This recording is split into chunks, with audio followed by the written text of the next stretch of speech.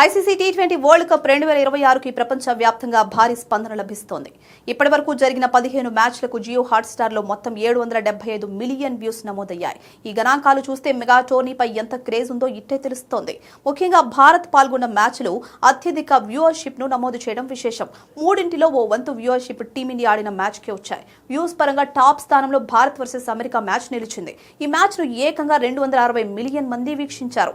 రెండో స్థానంలో Pakistan versus America match ఉండగా 91 మిలియన్ వ్యూస్ వచ్చాయి. 86 మిలియన్ వ్యూస్ తో ఇంగ్లాండ్ వర్సెస్ వెస్టిండీస్ మ్యాచ్ మూడో స్థానంలో ఉంది.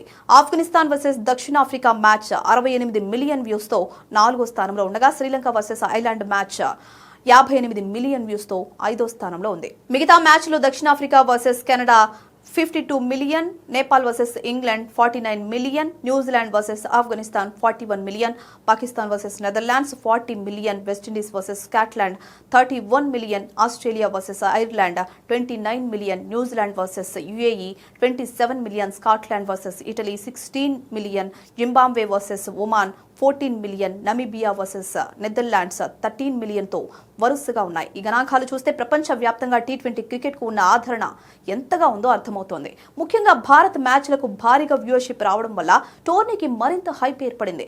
డిజిటల్ ప్లాట్ఫామ్ల ద్వారా క్రికెట్ వీక్షణ పెరుగుతున్న దానికి ఇది స్పష్టమైన ఉదాహరణగా నిలుస్తోంది. ఈ నేపథ్యంలో Bharat versus Pakistan match viewership లో కొత్త రికార్డు నెలకొల్పనుంది అనేది స్పష్టమవుతోంది.